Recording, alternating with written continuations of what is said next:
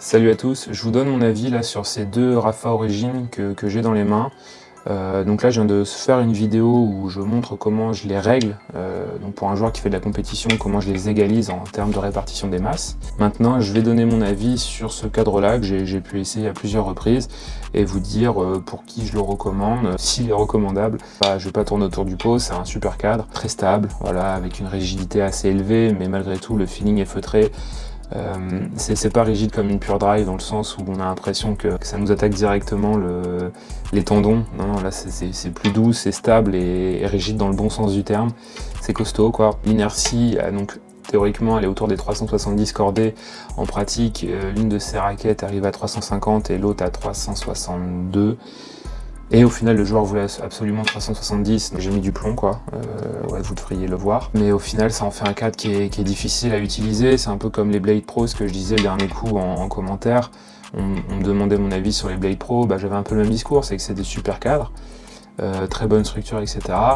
Mais l'inertie, c'est pas forcément aussi élevé, c'est pas forcément optimal pour la plupart des joueurs.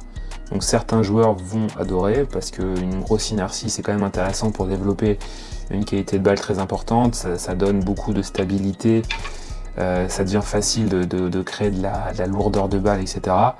Par contre ceux qui aiment pouvoir faire des gestes, on va dire des grosses accélérations dans leur gestuelle et très explosifs, etc. Je trouve ça compliqué. Perso c'est trop pour moi par exemple. Moi je préfère, voilà, mon max d'inertie c'est 340.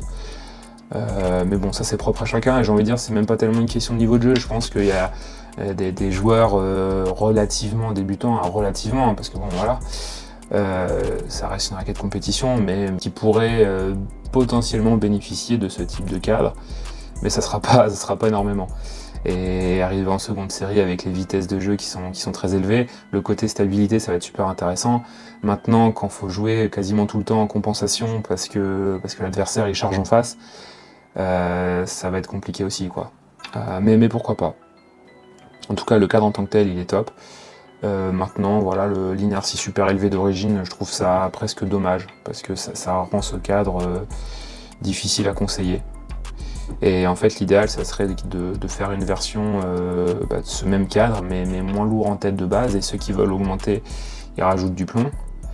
Et au final ça existe, ça s'appelle Aero Pro Drive ou l'Aero Pro Team de 2010 et de 2013 qu'on trouve d'occasion.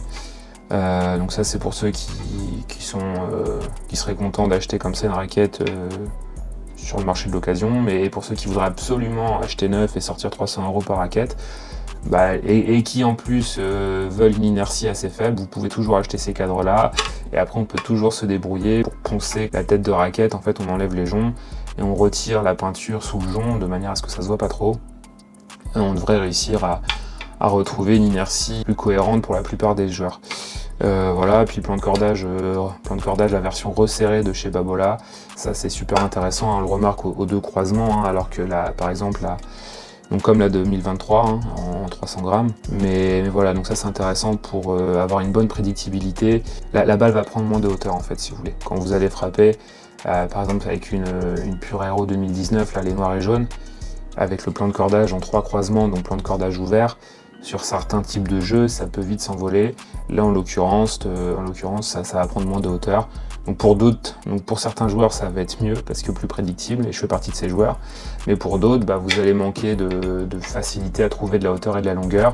Ça va être moins tolérant, moins puissant et finalement moins pertinent pour vous. Voilà, en fait faut identifier qu'est-ce que vous cherchez dans votre raquette, qu'est-ce que vous voulez renforcer, amplifier, compenser. Mais en tout cas fondamentalement c'est un bon cadre.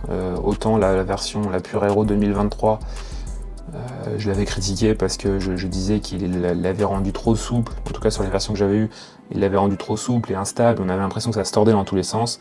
Là c'est l'exact opposé, la raquette est parfaitement stable, parfaitement solide.